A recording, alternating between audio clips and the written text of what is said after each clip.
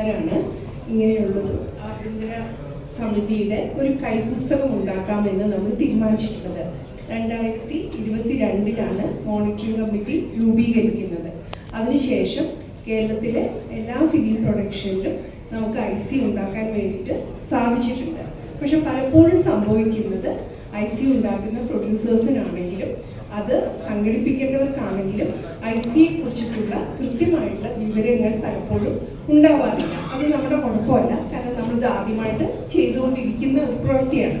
അപ്പം മോണിറ്ററിംഗ് കമ്മിറ്റിയുടെ തീരുമാനമായിരുന്നു നമുക്കൊരു കാര്യം ചെയ്യാം, പോഷ് നിയമത്തിനെ കുറിച്ചിട്ടുള്ള സിനിമയുമായി കണക്ട് ചെയ്തിട്ട് നമുക്കൊരു എല്ലാവർക്കും മനസ്സിലാവുന്ന രീതിയിൽ എങ്ങനെ ഒരു പുസ്തകം ഉണ്ടാക്കാം, അങ്ങനെയാണെങ്കിൽ എല്ലാവർക്കും വായിച്ച് മനസ്സിലാക്കാൻ വേണ്ടി സാധിക്കുമല്ലോ എന്ന മോണിറ്ററിംഗ് കമ്മിറ്റിയുടെ തീരുമാനപ്രകാരമാണ് ഞങ്ങൾ കുറച്ചു പേര് ചേർന്നിട്ട് ഈ പുസ്തകം തയ്യാറാക്കിയത്. അതിൽ പ്രധാനമായിട്ടും പങ്കെടുത്തത് ആശാ ജോസഫും റാണി ശരനും ജോളിയും പിന്നെ ഞാനും കൂടി ചേർന്നിട്ടാണ് പുസ്തകം എഴുതി തുടങ്ങിയത്. പക്ഷെ മോണിറ്ററിംഗ് കമ്മിറ്റിയുടെ കണ്ടിന്യൂസ് ആയിട്ടുള്ളൊരു സപ്പോർട്ട് ഞങ്ങൾക്ക് ഉണ്ടായിരുന്നു.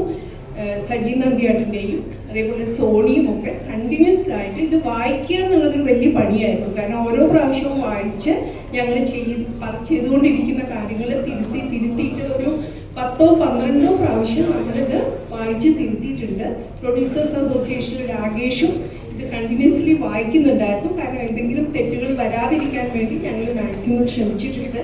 അപ്പം വലിയ സന്തോഷമുണ്ട്, കാരണം മോണിറ്ററിംഗ് കമ്മിറ്റി ഇതിൻ്റെ പിന്തുണ നൽകി ഇത് ഈ രൂപത്തിൽ ഇന്ന് ഇവിടെ റിലീസ് ചെയ്യാൻ സാധിച്ചതിന് വലിയ സന്തോഷമുണ്ട്.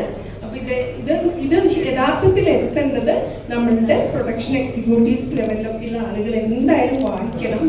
അവരുടെ പ്രവർത്തനങ്ങളിൽ ഇത് എന്തായാലും ഹെൽപ്ഫുൾ ആയിരിക്കും. പ്രൊഡ്യൂസേഴ്സിന് അതുപോലെ ആക്ടേഴ്സിന് എല്ലാവർക്കും ആവശ്യമുള്ള ഒരു കൈപ്പുസ്തകമാണ്. അത് അതിൻ്റെ ഗൗരവത്തോടു കൂടി നിങ്ങൾ എല്ലാവരും എടുക്കുന്നത് മോണിറ്ററിംഗ് കമ്മിറ്റിക്ക് വേണ്ടിയിട്ട്